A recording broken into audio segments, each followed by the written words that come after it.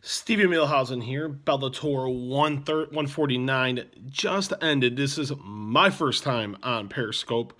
So let's go along for the ride. And this will not be a train wreck like what we just saw at Bellator 149 from the Toyota Center in Houston, Texas. And you look at the beginning of you look at the card in general, and you're like, this is going to be a train wreck. At the end of the day, it was. And I think the thing that really killed, and we'll get right into it. And we started with the first train wreck of the evening, which was the Battle of the Miami Brawlers.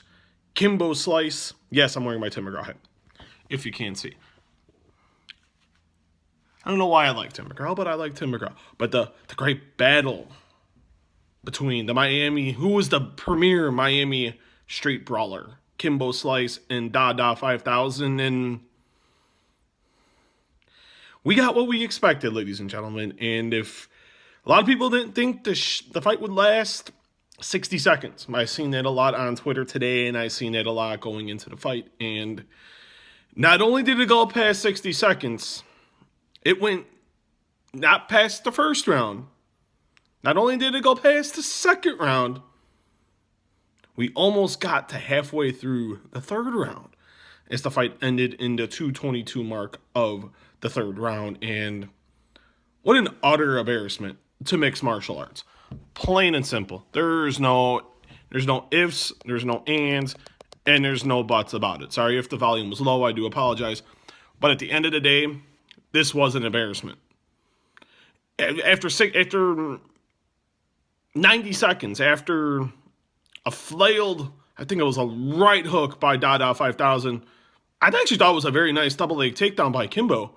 I'm thinking, okay, he's going to get him on the ground, get him in the mount, and he's going to pound him out. We did not get him pounding him out. We got almost a reversal.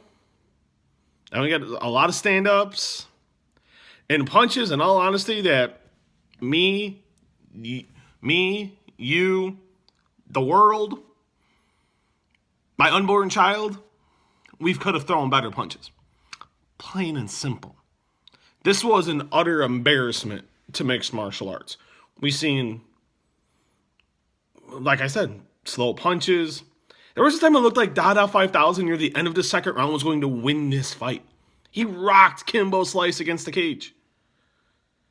And then the third round, and finally, it seemed like Kimbo, I guess you can call it, got his 30th win. Got him against the fence, hit him a couple combinations, and thankfully, John McCarthy stopped the fight. And unfortunately, though, Dada 5000 everyone thought it was funny when he did the Ric Flair face plant, but he landed face first, he passed out, was taken to the hospital for precautionary measures, as I was told a few moments ago by officials from Bellator. So hopefully he is okay.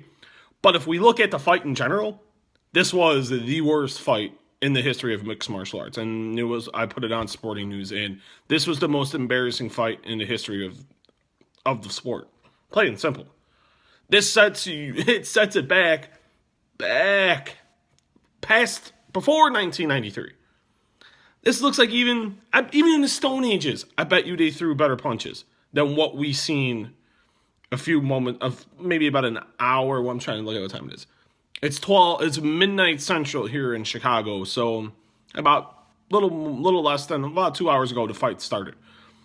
An embarrassment to mixed martial arts. Scott Coker and Bellator should be embarrassed, if that is the right word to say. That they should be utterly embarrassed for the performance that their company put on, about even putting on this freak show. I think they thought, okay, it'll end in within the first 120 seconds and this fight will be over, but that didn't happen.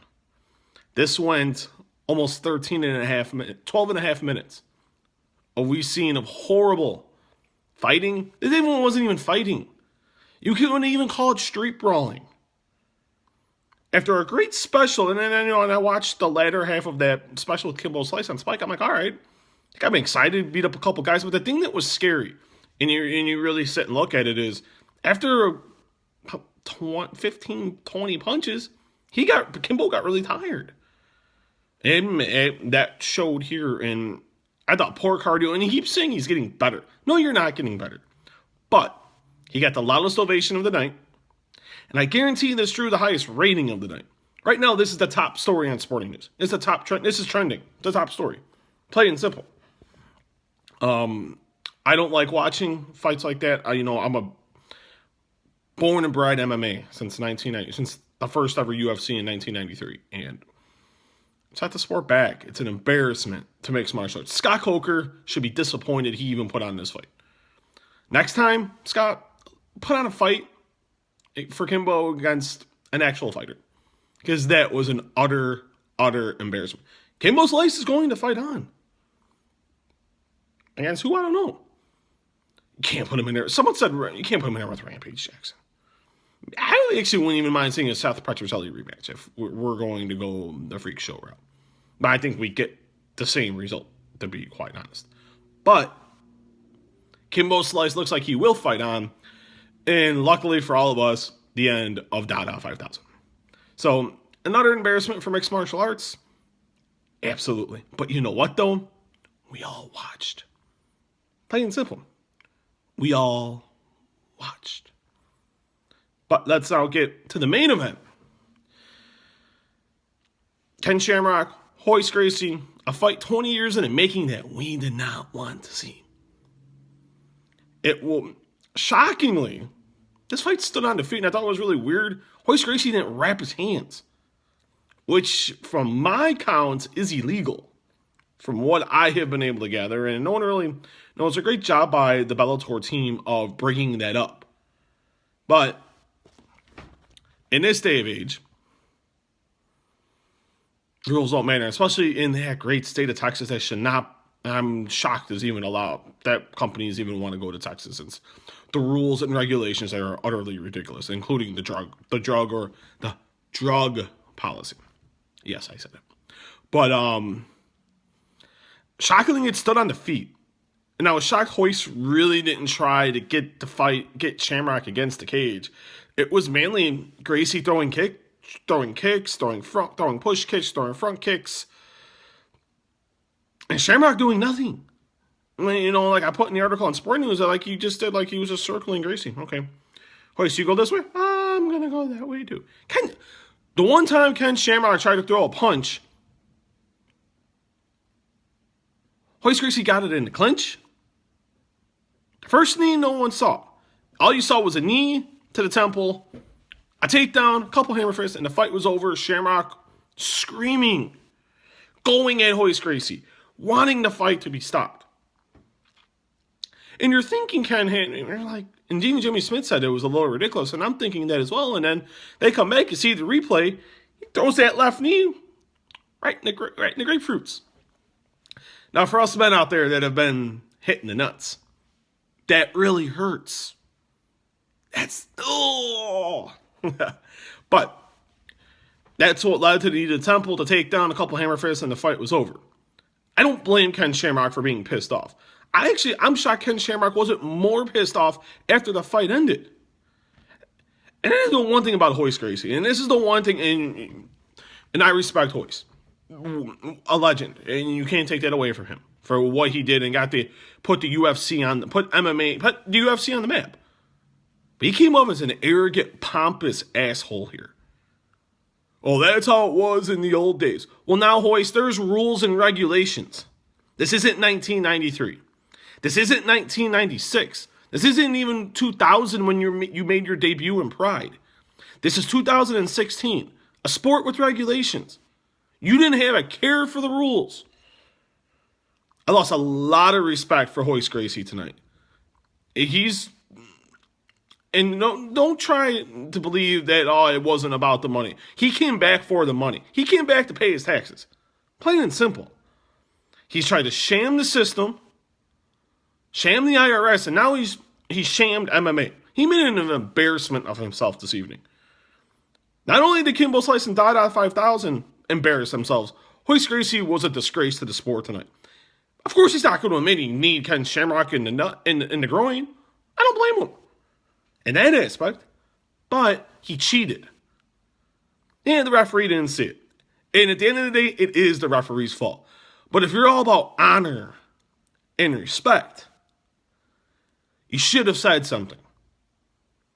Now we have to go through a fourth fight where this could have ended on February the 19th at the Toyota Center in Houston, Texas. But now that's not going to happen. We're going to get a fourth fight. I think Ken Shamrock earned a fourth fight. So I can't even believe I'm saying this in 2016, but I think we should get that fight again. And if I'm Ken Shamrock, I would have made a bigger fit than he made after it happened. He goes, I don't blame Royce. He needs you in the fucking groin, Ken. He cost you the fight. Don't say it now that you're okay with it and do an interview a week later and act like and say you got robbed. You got cheated. I don't want to hear that, Ken. And you're probably going to say that anyway. And that is a shame. But the most exciting thing of the night on this show was two things. And it happened in the same fight. The Derek Campos Melvin Guillard fight, commentated by, yes, I'm going to say it, Mike Tyson was the highlight of Bellator 149. And I don't know the full circumstances of why Tyson was at Bellator 149. This guy's going to be in the EA UFC game too. He's going to be a playable character.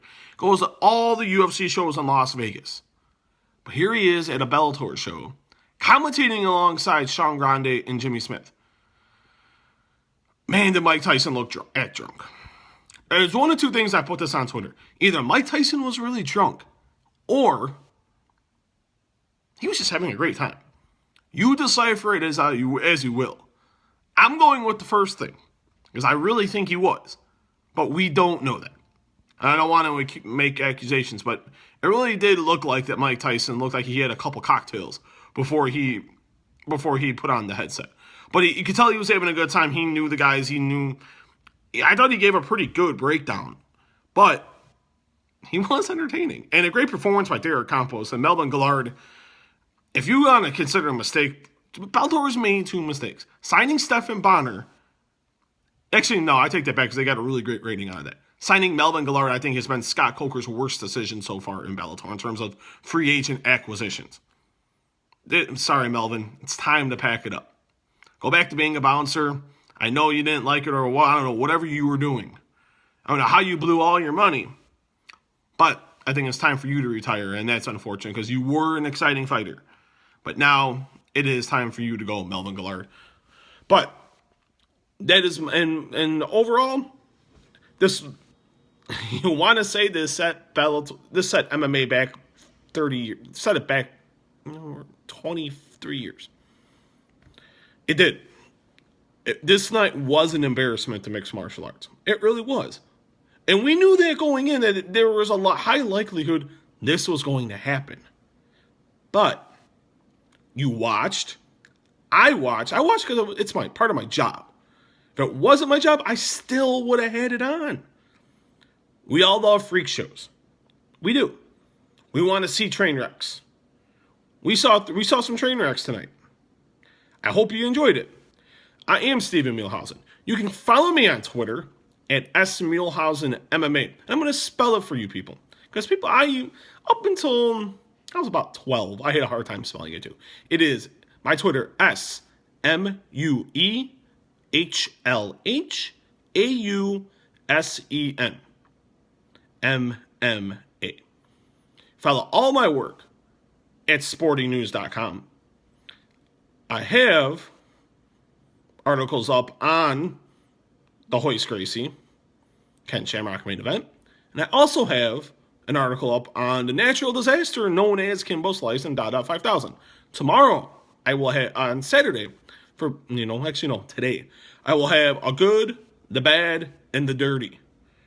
Talking about this train wreck we called Bellator 149. This is my first video. I'm going to see how well it goes. We may do a couple more after every UFC show, maybe after every WWE show as well. But thank you very much for listening. Definitely leave a comment. Let me know what you guys think. And this is Steven Mielhausen, and I will see you next time at the fights.